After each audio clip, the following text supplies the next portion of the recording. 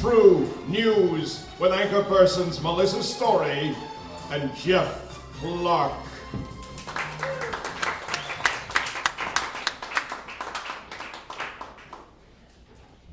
Good evening, everyone. Good evening.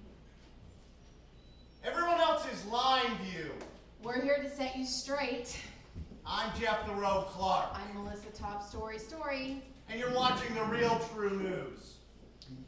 A London exhibition hopes to raise awareness of sexually transmitted diseases by selling a wide array of specially designed cupcakes that look like STDs. The exhibit was quickly closed when Russell Brand was found having sex with the herpes cupcake. In Russell's defense, the cupcake was a tart.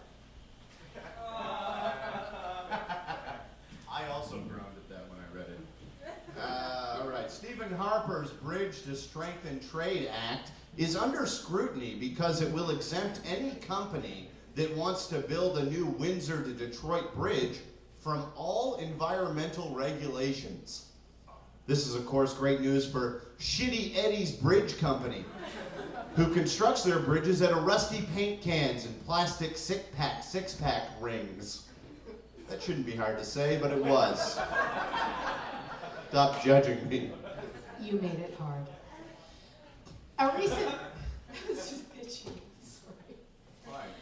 A recent study shows that sleep deprivation can lead to obesity. The study issued a last-minute amendment claiming that if your sleep deprivation is due to tons of all-night hot sex, you're probably doing okay. Probably not obese, no. After getting a new puppy, a woman in the UK has recently started to breastfeed her dog. She says she doesn't care what people think because it feels good to provide the animal with nutritional sustenance. In related news, the dog is doing well and has also chewed up most of her tits. You have to wean them after a while. You do, with most dogs that you breastfeed. A new study reveals that the HPV vaccine does not lead to promiscuity as previously thought. The study did reveal that the three main causes of promiscuity have always been alcohol, low self-esteem, and large nipples. It's true.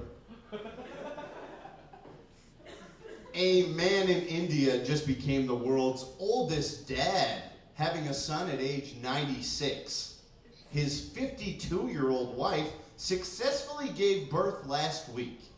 The boy was born a healthy 3 pounds of dust. Old cum.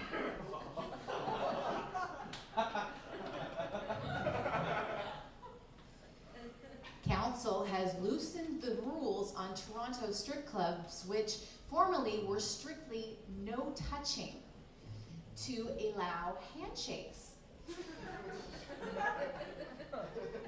While this may seem mundane to some, there are some men who are extremely happy to hear the news because they have dicks for hands.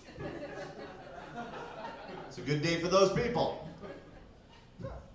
It's probably always a good day for those people. The popular snack food Flamin' Hot Cheetos have been banned from several U.S. schools. Parents afraid that their children's red-colored stool was a sign of internal bleeding would rush them to the hospital. Now, this was wasting valuable hospital resources, as the only thing the hospital can do is send them home and tell them, yeah, that's what it's supposed to do.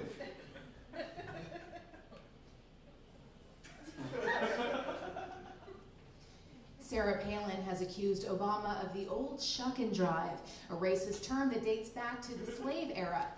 Palin has defended her statement, saying that she uses the term with everyone, and not just black slaves. A new trend has been sweeping the... I knew that one. You felt it before? We did it anyway. A new trend has been sweeping funerals in Taiwan. The practice is known as funeral stripping. Female strippers are brought in to strip at the gravesite, and it's said to help appease the dead spirits. It's also said to cause some of the greatest funeral boners of all time. Funeral boners. It's fun to say. A top surrogate for Governor Romney told Piers Morgan this week that he applauds Colin Powell for endorsing Obama and says he did it because he's also black. He went on to say that he applauds this idea as long as America's 78% of white people vote for Romney. Just works out. Not really a joke. It's just Melissa sharing her views, folks. Lefty. Communist. Schools are now using RFID tags in school ID cards in the United States. According to authorities, the cards will track truancy and the eating habits of students. The fat kids at McDonald's are happier with this over the previous policy, where they would be tranquilized, ear-tagged, and castrated. Good news for those kids. You should have sex all night long. Should, yeah. We're talking about children, Melissa. Okay.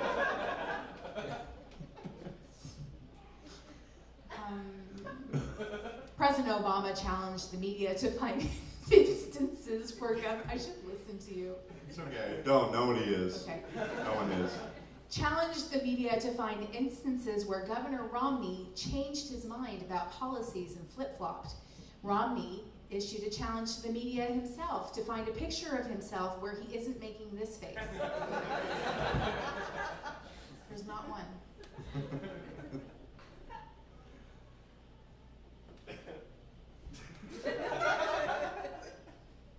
He's laughing inside you. No. I know what you're laughing at. He knows what I'm laughing at. There's the joke is written here twice for some reason. And God bless Melissa for putting this whole thing together, but there seems to be a mistake. So let's try and get through that as gently as possible together. I have a 1-year-old. All right, so what about, let's go to the next one, former Prime Minister. Can we get to that? Yep. Are we there, Andy? Yeah, we're there. Which There one? we go. Oh. We're going to you. Funeral boners. It's all good. We got through it. Let's relax. Funeral boners. Okay. Former Prime Minister of Italy and billionaire businessman Silvio Berlusconi was sentenced to 4 years in prison today for not paying taxes on American movies he bought and aired on his private network. The ex-PM decided to appeal the decision when he was made aware that prison isn't at all like the jail-themed porno Sentence to Suck. It's almost like that, but it's not. Hale and Hearty, New York soup chain, is apologizing for accidentally using the C word in a recent email blast to its customers. The company was sorry to offend, but believes that they were correct in using the profanity, as most of their soups are made from scratch with wholesome ingredients from some lady's cunt. That might have all been an excuse for me to say cunt. And that was to do it again. Next joke. BC MP Alice Wong is under fire for eating shark fin soup. And she says that she believes that the soup should not be banned if the fin was obtained by legal and sustainable practices. She went on to say that the soup was good, but the blood of the poor pudding was simply to live for. Shark soup. The CEO of the world's biggest timeshare company has told his employees if Obama wins, he'll probably fire them. He also said that if Mitt Romney wins, they'll all still have jobs, but will only be 3 weeks of the year and not during peak season or holidays, and never during a weekend after one of those big holidays. That joke was supposed to be kind of like about timeshares. And unless you give a shit or care about timeshares, or unless I wrote that better, you weren't going to enjoy it from the beginning. Next show. Funeral boners. A cyber love story is making headlines this week. Russell Roaring and Barbara Maldonado used 5 different social media sites in their courtship and got engaged on Pinterest. The happy couple still aren't sure which social media site they will use to consummate their marriage or how to consummate their marriage.